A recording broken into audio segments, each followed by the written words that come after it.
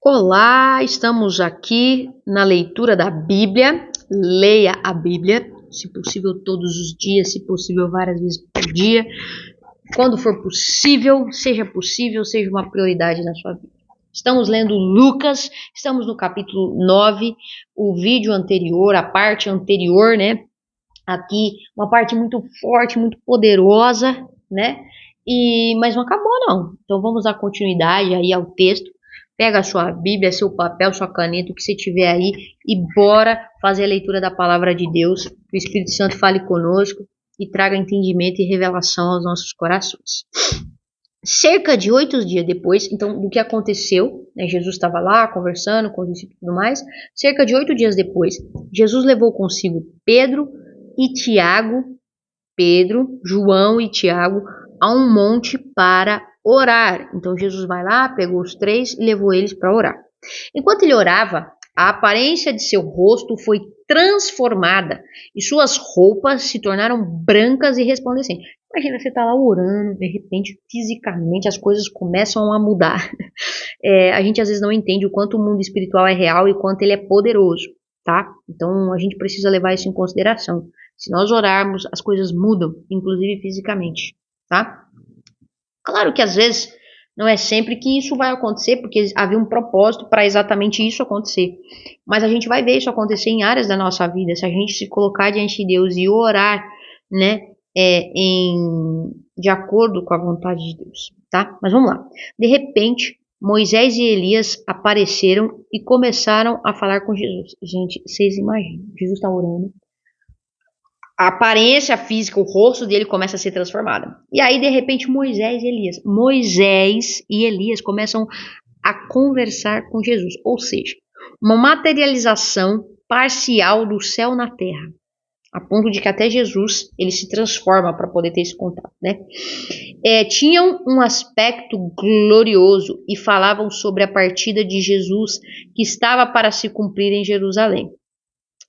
Pedro e os outros lutavam contra o sono, mas acabaram despertando e viram a glória de Jesus e os dois homens que estavam com ele.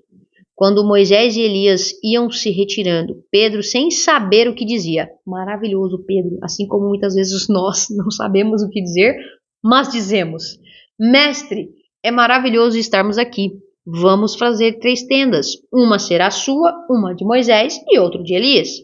Enquanto ele ainda falava, uma nuvem surgiu e os envolveu, enchendo-os de medo. Então uma voz que vinha da nuvem disse, este é meu filho, meu escolhido, ouçam-no. Quando a voz silenciou, só Jesus estava ali. Naquela ocasião, os discípulos não contaram a ninguém o que tinham visto. No dia seguinte, quando desceram do monte, então só desceram no dia seguinte, uma grande multidão veio ao encontro de Jesus.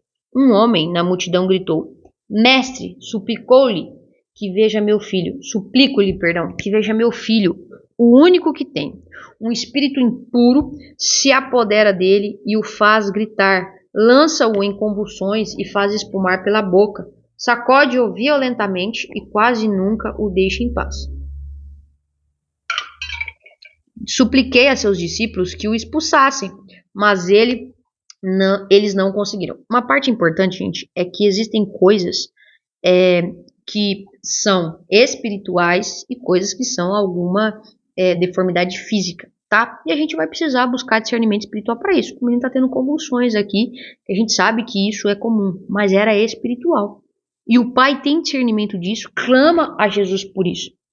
Então, muitas vezes a gente tem um pouco de confusão e algumas pessoas até ficam ofendidas no meio desse processo, mas o que é importante é a gente buscar orar, né, repreender, pedir para que, se for alguma brecha, algum demônio, né, alguma coisa, que saia em nome de Jesus, né, e temos algumas práticas dentro da igreja. E às vezes as pessoas, por não lerem a Bíblia, elas ficam ofendidas, e alguns de dentro da igreja, lendo a Bíblia, também não entendem que às vezes a pessoa tem um problema, né, como, eu não sei se vai ser em Lucas, mas tem um cego, ele é cego de nascença, e pergunta para Jesus, por que ele é cego? O que fizeram? Jesus fala, nada, é só para glorificar o meu nome, que ele nasceu cego e ele é curado.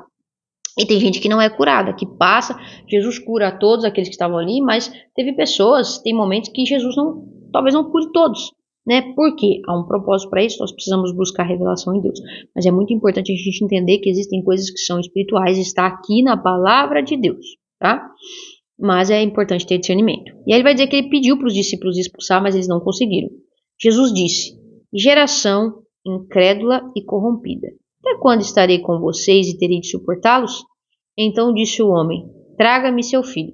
Quando o menino se aproximou, o demônio o derrubou no chão numa convulsão violenta. Jesus, porém, repreendeu o espírito impuro, curou o menino e devolveu ao pai. Todos se espantaram com a grandiosidade do poder de Deus. Ouçam-me e lembre-se do que lhes digo. O Filho do Homem será traído e entregue em mãos humanas. Eles, porém, não entendiam essas coisas.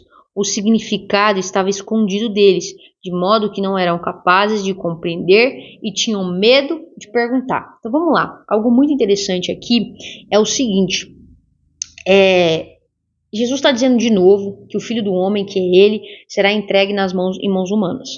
Só que eles não entendiam essas coisas. E é importante a gente entender que às vezes a gente também não vai entender algumas coisas, né? Mas a gente vai buscar essa revelação em Deus. Hoje, a gente não precisa de modo nenhum ter medo de perguntar ao Senhor: Deus, eu não estou entendendo essa parte aqui do texto, eu não estou entendendo isso, revela-se a mim.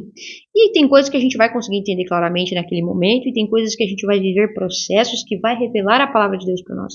E a gente vai dizer: era isso aqui, tá? Mas é muito importante a gente entender que naquele momento Jesus ainda não tinha morrido. E eles não estavam entendendo. Como algumas coisas que acontecem hoje, às vezes a gente não entende. Mas Deus já revelou para nós, inclusive na sua palavra. Então cabe a nós buscar a revelação dessas coisas através do Espírito Santo, tá? Mas é importante a gente entender que às vezes a gente realmente não vai entender algumas coisas. E tá tudo bem, desde que a gente busque em Deus isso, tá? Os discípulos começaram a discutir sobre qual deles seria o maior. Jesus, conhecendo seus pensamentos, trouxe para junto de si uma criança pequena e disse: quem recebe uma criança como esta, em meu nome, recebe a mim, e quem me recebe, também recebe aquele que me enviou. Portanto, o menor entre vocês será o maior. Então, Jesus está trazendo uma outra perspectiva, né? É uma criança totalmente dependente, totalmente não sei o que. Quem recebe aquela criança, quem recebe esse vulnerável em meu nome, né, me recebe também. Recebe também aquele que me enviou.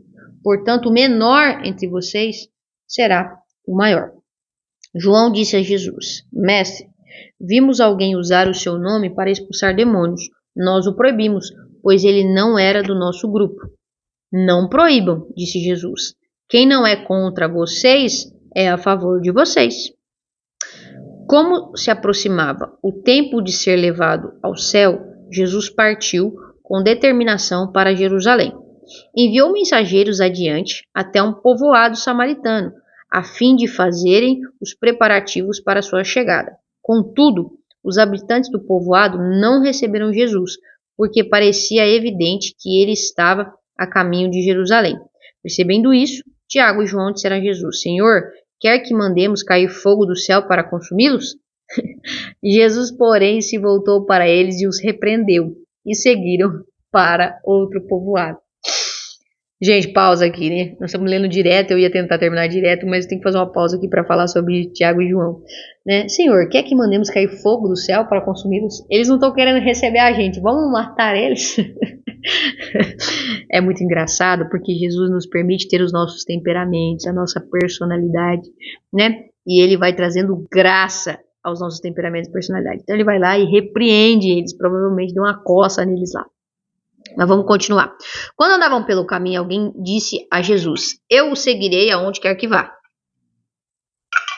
Jesus respondeu: as raposas têm tocas onde morar e as aves têm ninho, mas o Filho do Homem não tem sequer um lugar para recostar a cabeça. E outra pessoa lhe disse: siga-me. E a outra pessoa, ele disse: siga-me.